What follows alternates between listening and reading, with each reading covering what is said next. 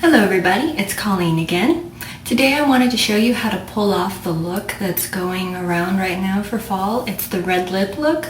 Now I don't know about you, but I really don't like to wear dark lipstick because you eat something, you kiss your husband, whatever, and you just end up with smears and all over your lips, and then it just doesn't look very nice at all. So I got to thinking that a better idea would be to use a lip stain. Well, the thing is, there's a lot of lip stains out on the market, but they have a tendency to be kind of expensive.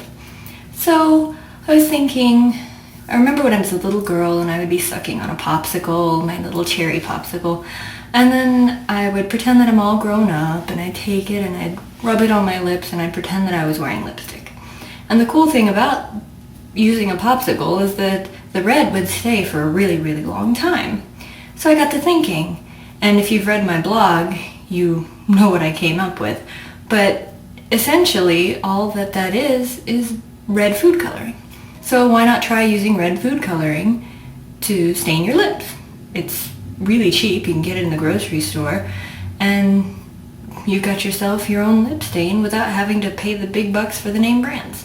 So that's what I wanted to show you today, how to use the food coloring that you can find in your kitchen or any grocery store as a lip stain. So the first thing that you need to do is exfoliate your lips. And there are several ways to do this. You can make your own lip scrub by putting sugar and some sort of oil together, or you can buy a commercial lip scrub, or what I like to do is just take a regular terry cloth towel and dampen it in the water, just in your faucet. And then make sure it's not too wet. You should be able to feel that it's damp, but it shouldn't be too soaking wet. And then you just take it on your lips and you rub very gently. And you'll be able to feel pieces of dead skin falling off. And just do it really gently because you don't want to break your lips. Then you're going to end up with blood red lips because they're actually bloody. So just be really careful not to hurt your lips. Alright, let me just get my stuff out.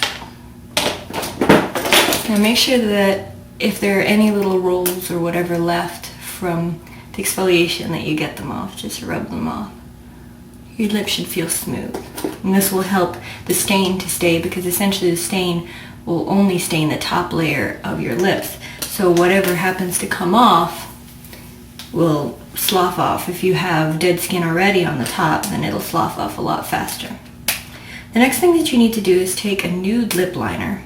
And this part's actually optional, but you use a nude lip liner to line the outside of your lips. And if you want a fuller look, you can go a little bit outside. I know I have kind of a thin top lip, so I like to go just a little bit outside.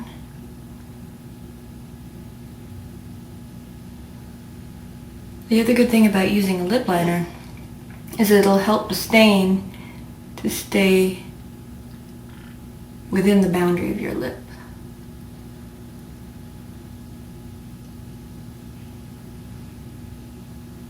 Alright. You can see it's almost the same color as my lips anyway. Then you take some drops of food coloring and mix it with water, especially if it's too intense for you. And so that's what I did. I put some food coloring and water in this little jar.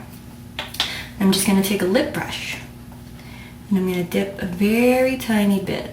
I'm not even going to dip it in the wet part. I'm just going to scratch it on the top part where the liquid has already fallen down, as you can see here.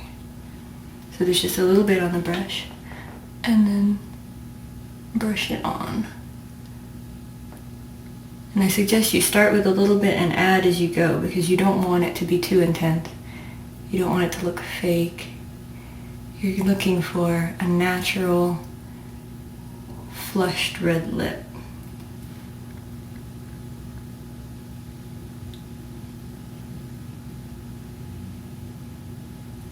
And the good thing about using food coloring is that food coloring is water-based.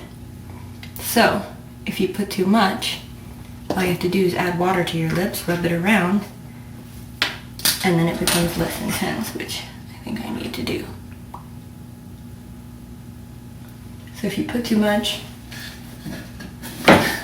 just add some water and blot it off with a tissue.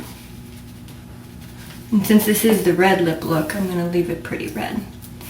Now, since the water can kind of dry out your lips and then you're going to end up with cracked looking lips, that's not very pretty.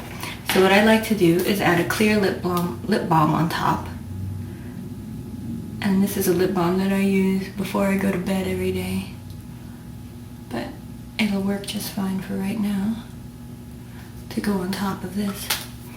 Another option is to use lip gloss if you have a favorite lip gloss that's kind of clear, because you don't want to add any more color. You want it to be red lips.